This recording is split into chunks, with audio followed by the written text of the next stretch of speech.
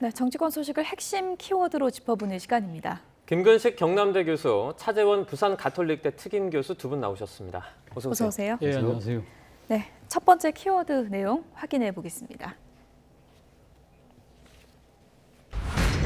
결국 이렇게 됐습니다. 어제 국민의힘 의총에서 결론을 냈는데요. 비대위로 가자 이렇게 되면서 권성동 체제는 막을 내리게 됐습니다. 김근식 교수님, 네. 오늘 오전에 전국위 개최안을 의결했다 그래요. 하루 만에 굉장히 속도를 내는 거죠. 그렇죠. 그 지난주 문자 파동 이후에 이 직무대행 체제는 더 이상 안 되겠다라는 이제 공감대가 형성이 되기 시작한 것 같고, 그 이후로 이제 비대위 체제로 굉장히 속도감 있게 주말 사이에 뭐 최고위원들이 줄줄이 사퇴하고 그러면서 의총 거쳐서 오늘 만약에 전국위를 하기로 의결을 했다고 한다면 이제 시간을 더 이상 허비하지 말고 밀어붙인 김에 빨리 완료를 하자, 뭐 이런 지금 이야기인 것 같습니다. 그래서 오늘 전국위를 개최하게 되면 이제 전국위에서 최종적으로 비대위 구성을 의결을 하게 되고 비대위원장도 아마 거기서 선출을 해야 될 겁니다. 그렇게 되면 이 직무대행 체제에 한 3주 정도 지내왔던 이 권성동 체제는 이제 막을 내리고 새로운 비대위 체제로 이제 전환이 될 것으로 보입니다. 최근에 이제 보도를 보면 이진복 정무실장이요, 그 조수진 윤영석 전 최고위원에게 사퇴를 설득했다 이런 보도도 나왔습니다. 두 분은 이번 결정에서 윤심이 좀 작동했다고 보십니까, 교수님? 네, 저는 뭐 윤심이 좀 작동한 것이 아닐까 생각이 듭니다. 사실은 뭐 지금 조수진 최고나 윤영석 최고는 소위 말하는 친윤계 최고위원으로 분류되어 있었거든요. 사실 지난주에 배현진 최고가 사퇴했을 때만 하더라도 두 사람이 상당히 적극적으로 사퇴 의사를 밝히지 않다가 주말을 넘어오면서 이게 이 심경이 변한 듯한 모습은 아무래도 그러니까 정치적인 그러니까 외적 변수가 작용했을 것이다. 그것은 권력의 핵심이라는 대통령실의 아마 의중이 작용한 것이 아닐까라고 상당히 보는 것이 저는 뭐 합리적인 관측이라는 생각이 드는데 저는 이 과정에서 꼭 드리고 싶은 말씀은 사실은 지금 대통령께서는 당무에 관여하지 않는다고 여러 차례 공언해 왔지만 이번에 뭐 내부 총질이라는 문자에서 드러났듯이 사실상 상당히 지금 당무에 의중을 싣고 있다. 그렇다고 한다면 국민들 눈에는 지금 대통령이 보이지 않는 손이 아니라 보이는 손으로 지금 당무에 뭔가 이렇게 작용을 하고 있는 것처럼 보이는 것이거든요. 그렇다고 한다면 좀 더 정치적으로 상당히 위선적인 모습보다는 정치적으로 좀 솔직하게 가시는 것도 하나의 방법이지 않을까. 그렇다고 한다면 지금 여당의 내분 사태가 상당히 점입 가경 상황인데 물론 뭐 지금 나름대로 비대위를 구성을 해서 좀 혼선을 수습한다고는 하지만 아직까지 여러 가지 문제들이 남아 있거든요. 그렇다고 한다면 대통령의 뜻이 무엇인지는 저는 뭐 공식적 통로를 통해서 당에 전달하는 것도 하나의 방법이지 않을까 하는 생각이 듭니다. 이 부분 교수님도 좀 동일하게 생각하시나요? 예, 그 사실은 이제 이준석 대표 중징계에 대해서도 일각에서는 이게 대통령이 선거 과정에 가졌던 앙금이 남아 있었던 거 아니냐 이런 분석이 나왔습니다. 그러나 이제 그렇지 않을 거다. 또 저도 그렇게 생각을 했고요. 그런데 이제 문자가 이제 포착이 되면서 본심은 확실히 그랬던 거 아니냐 이런 식의 이제 국민들의 의구심이 일었었는데 저는 문자 노출 이후에 저는 오히려 대통령이 그 상황에서는 그러면 내가 차라리 이 이준석 체제에 대한 문제를 좀 확실하게 가부간에 결정을 해서 이준석 체제와 같이 갈 거면 정말 대통령 스스로 마음을 바꿔서 끌어안는 포용의 리더십을 보여주던가 아니면 더 이상 같이 갈 수 없다고 판단이 되면 공개적으로 이준석 대표에 대해서 경고를 내리고 결별을 선언한 수순을 좀 밟기를 바랬습니다. 과거에 그 원내대표였던 이순민 대표가 증세 없는 복주는 허구다라고 이야기를 했을 때 그 당시 박근혜 대통령은 공개적인 석상에서 배신의 정치라고 일가를 했거든요. 그리고 정리가 됐거든요. 근데 그게 또 사실은 깔끔하다고 생각을 합니다. 그러면 이준석 대표에 대해서도 공개적으로 이준석 대표가 이러이런 문제가 있어서 국정 운영을 도와줄 수 없으니 나는 대통령으로서 이준석 대표 체제와 같이 갈 수 없다고 생각한다고 정리를 해주면 국민들이 그걸 동의하든 동의하지 않든 투명하게 보이지 않습니까? 근데 문자가 보였는데다가 그 뒤로 지금 비대위로 속도감 있게 가는 것은 누가 봐도 용산의 대통령실에서의 일정 정도의 협의가 있었던 게 아니냐는 합리적 의심을 할 수밖에 없잖아요. 최고위원회 잇따른 사태라든지 권성동 원내대표가 처음에는 비대위로 갈 수 없다고 하다가 또 주말 사이 입장을 바꾸는 거라든지 이런 모든 것들이 사실은 대통령의 의중이 실린 것으로 오해가 되기 때문에 저는 차라리 대통령이 이준석 대표와 결별을 선언하는 것도 또는 포용을 같이 해서 가는 것도 공개적으로 투명하게 하는 게 나았다는 생각이 들고요.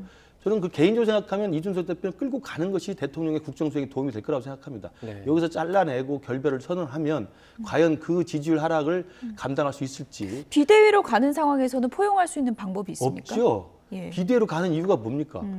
권성동 직무대행 체제 3주밖에 안 됐는데 권성동 직무대행 체제를 비대위로 바꾸는 변화된 상황이 뭐가 있습니까? 딱 하나밖에 없죠. 문자가 노출된 게 변화된 상황이고 지지율은 계속 하락하는 추세였고 그럼 직무대행 체제와 비대위 체제가 차이는 딱 하나죠. 이준석이 돌아올 수 있느냐 없느냐의 차이입니다.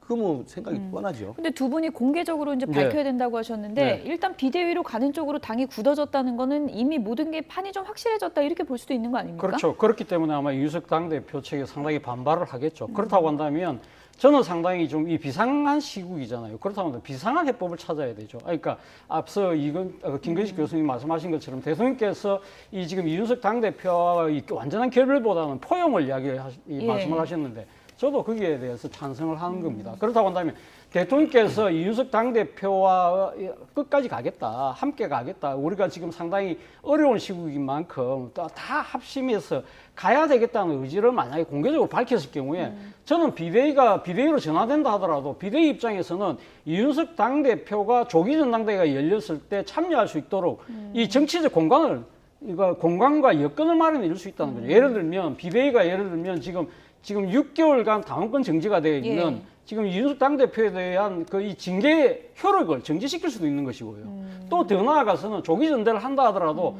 당원권 정지가 풀리는 내년 1월 이후에 조기 전대를 한다는 것이죠. 그렇다고 한다면 이준석 당대표가 사법 처리 그건 좀 일단 별개로 치더라도 이 본인이 1월 이후에는 그럼 출마할 수 있는 통로를 열어주면 이준석 당대표 입장에서도 그렇게 강하게 반발할 이유는 없을 거 아닙니까? 이준석을 배제하지 않는 비대위를 그렇죠. 그러니까 나름대로 포용할 수 있는 방안, 정치적 해법을 찾는 것이 필요한데 그 출발점은 대통령의 뜻에서 출발하는 것이 깔끔하게 해결할 수 있다는 것이죠. 네.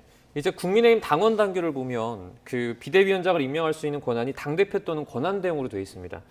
전국위에서 이에 대한 유권 해석을 어떻게 해줄지 이 부분도 상당히 관건인 것 같아요. 근데 이제 당원 당규의 문구 하나하나를 가지고 서로 해석을 하고 싸우는 것은 제가 볼 때 이미 때늦은 것 같고요. 네. 정당은 정치적 결사체입니다. 네. 거기에서 상황을 인식을 하고 이 방향으로 가자라고 뜻을 모아서 가는 것이라고 한다면 거기에 문구를 들여서 이건 안 되니까 다시 해야 된다라고 하는 건 지금 어차피 비대위 체제로 가면서 상황을 빨리 종료하자고 하는 마당에 또 불씨가 커지는 거거든요. 네. 물론 따져볼 구석은 많이 있죠. 그렇게 따지면 사실 이 비대위로 가는 것 자체가 정상은 아니죠. 왜냐하면 권성동 원내대표가 직무대행직을 내려놓고 지금 원내대표라는 자격으로 최고를 소집해서 오늘 전국 6위를 땅땅땅 한 거 아닙니까? 그건 맞는 겁니까? 이것부터 따지면 사실 논란이 많죠.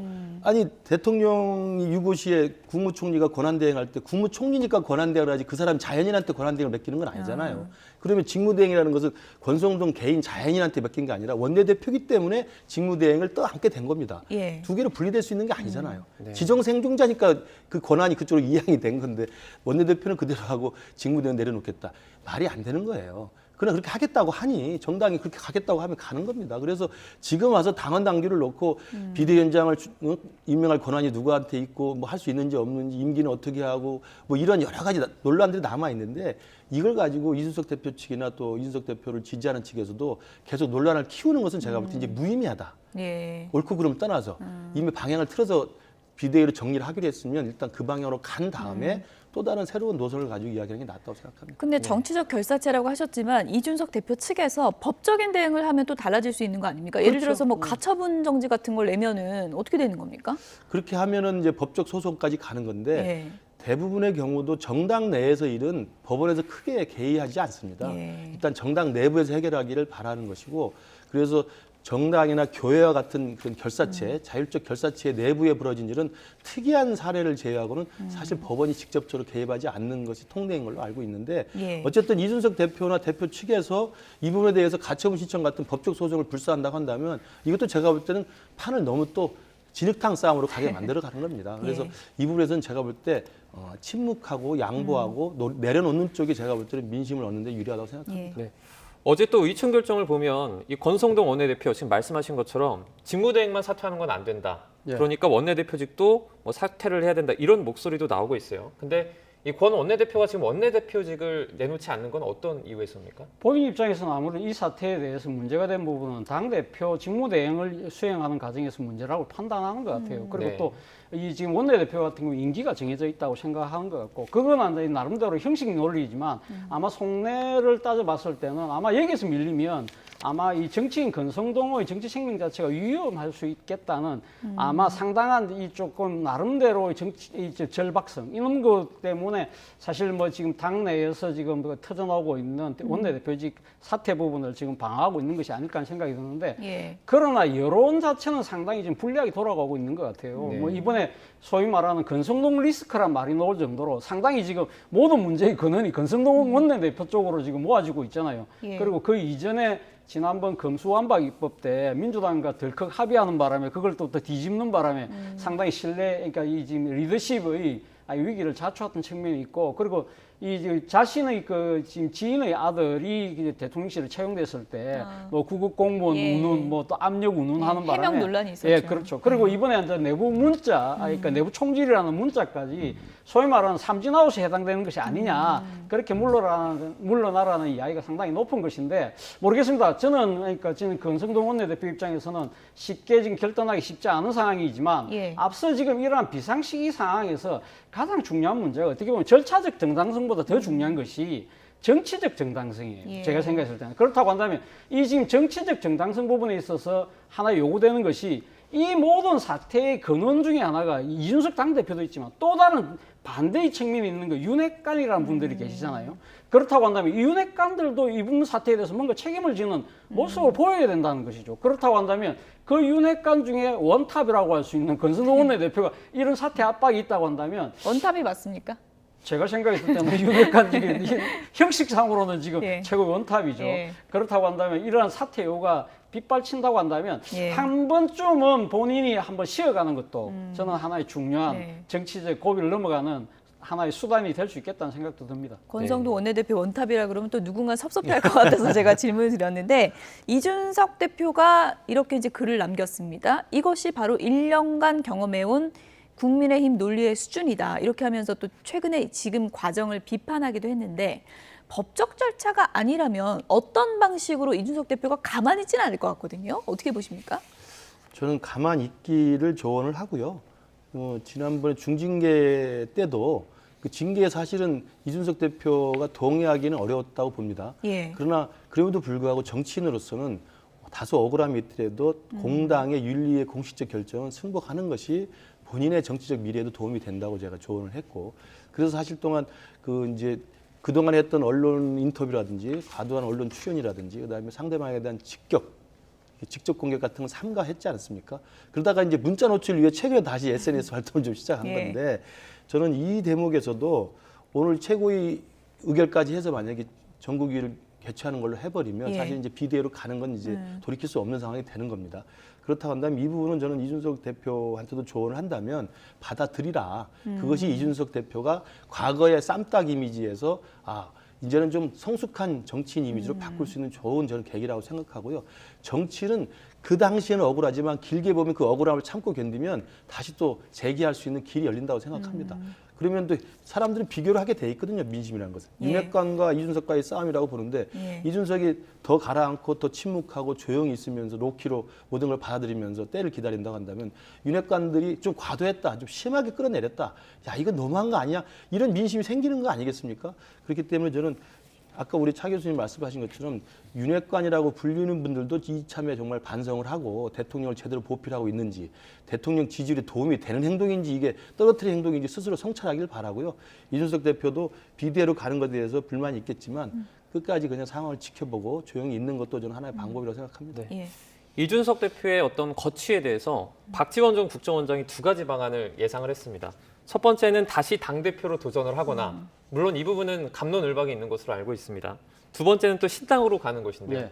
어떻게 보십니까? 일단 뭐 지금 이거 전당대회에 출마한다는 부분은 앞서 말씀드린 대로 지금 이준석 당대표 입장에서는 비대위가 조기 전당대회를 예를 들면 지금 내년 1월까지 당원권 정지가 돼 있는데 그 이전에 만약에 조기 전대를 해버리면 이준석 당대표는 못 나오잖아요. 네. 그러니까 이준석 당대표 입장에서는 강하게 반발할 수밖에 없는 상황이라고 네. 한다면 앞서 제가 이야기한 대로 정치적인 아이디어로 타협을 해서 예를 들면 이준석 당대표가 조기 전당대회에 나올 수 있도록 출구를 열어준다고 한다면 상당히 가능성이 있는 이야기죠. 그렇다고 예. 한다면 저는 이준석 당대표가 도전할 가능성이 크다는 생각이 들고 그리고 만약에 지금 이 상황 자체가 이준석 당대표가 생각하는 대로 풀리지 않을 경우에 그러면 나중에 총선에서 지금 이 신당을 만들겠다? 예. 저는 그건 좀 현실성이 없는 이야기인 것 같아요. 이준석 당대표가 뭐 이 지금 신당을 만들려고 하면 정치적 명분도 있어야 되고 또 정치적 조직도 있어야 되고 또 자금이라는 부분도 있는데 이 현실적인 벽을 통과하기가 쉽지 않다는 거예요. 그리고 본인 스스로가 과거 이 지금 이 국민의힘 전신이었던 새누리당을 탈당해가지고 바른정당, 바른미래당 가서 얼마나 힘들다는 걸 본인이 잘 알거든요. 그렇기 때문에 본인 입장이 지금 계속적으로 보이고 있는 것은 국민의힘 틀이라는 걸 깨지 않겠다. 예. 나는 어떻게든 여기서 살아남겠다는 의지가 분명해요. 그래서 뭘 합니까? 지금 2030들한테 많이 지금 당원 가입해달라. 예. 그 이야기를 하고 있는 것이거든요. 그렇다고 한다면 저는 앞서도 뭐 여러 번 이야기했습니다만 이준석 당대표를 어떤 식으로든 정치적으로 명예회복할 수 있는 나름대로의 통로를 열어줘야만 이 사태가 풀릴 수 있는 하나의 단초를 마련할 수 있다는 생각입니다. 예. 교수님께서는 이 두 가지 예상에 대해서 좀 어떻게 보셨습니까? 저는 뭐 박지원 국정원장의 저런 정치 평론에 대해서는 평론하고 싶지 않습니다. 예. 아니 전직 국정원장 대한민국 정보 수장을 했던 분이 지금 예. 석 달도 안 지났는데 그것도 최근에 다리를 다치셔 수술하신 걸로 알고 있는데 휠체어 타고 나오셔서 계속 평론하는 게 맞습니까? 저는 맞지 않다고 봅니다. 그리고 그걸 본인이 지금 고발된 사건에 대해서 본인의 억울함을 이야기하는 건 오케이, 뭐 그나마 예. 뭐 이해할 수 있다고 치지만 감나라 배나라 다른 당에 또 민주당에 국민의힘에 누구는 어떻고 누구는 어떻고 평론하는 게 바람직할까요? 예. 국민들이 볼 때 저분이 바로 석 달 전에 국가정보원장으로서 대한민국의 정보를 다룬 정보수장이었다 생각합니까? 세계 어느 나라의 정보수장이 그런 경우는 없습니다. 매일 나와서 하여튼도 좀 이제는 초대 안 하시는 게 좋을 것 같아요. 글쎄요. 지금 이제 저 내용을 평론하기보다는 그러면 이준석의 길은 뭐가 좋다. 그렇게 간략하게만 좀 아까 제가 얘기해 말씀드린 주시죠. 것처럼 예. 지금처럼 로키로 민심을 좀 듣고 여론을 경청하면서 경청 모드로 여론을 좀 수렴하는 자세로 좀. 당대표 제도전은 긍정적이십니까? 근데 제도전이 가능할까요? 지금 비대위로 가는 게 그걸 봉쇄하고자 하는 건데 예. 불가능하다고 봅니다. 물론 이제 차 교수님 말씀하신 것처럼 대통령께서 예. 뭐 저의 직원을 들어서 그런지 정말 이제는 포용하는 게 낫다. 그러니까 결별과 배제의 정치보다는 포용과 설득의 리더십이 대통령다운 거라는 걸 만약에 깨달으신다면 대통령께 생각을 바꾼다면 핵관들도 바꾸겠죠. 예. 아니면 핵관이 좀 정리되든가. 그렇게 해서 정말 이준석 대표를 껴안고 가는 거라. 왜냐하면 생각해 보십시오. 선거라는 건 선거 이기기 위해서 선거 연합이라는 걸 하지 않습니까? 예. 그럼 정권 교체 대의에 동의한 사람이 서로 이질적인 될 때 다 모여서 선거를 승리로 이끄는 거예요. 거기 이준석도 있고 그다음에 홍준표도 있고 유승민도 있고 김종인도 있고 안철수도 있는 거 아니겠습니까? 근데 선거가 끝나고 당선이 되니까 그분들 내치는 작업을 하고 있다고 한다면 국민들이 어떻게 판단하겠습니까? 선거 연합은 통치의 연합으로 바뀔 때는 정권을 교체한다면 더 넓은 품으로 끌어안고 선거 연합 플러스 야당까지 그리고 중도층까지 그리고 윤석열 후보를 찍지 않았던 유권자까지 끌어안는 게 정치의 본령입니다. 대통령께서 그걸 명심하셨다고 생각합니다.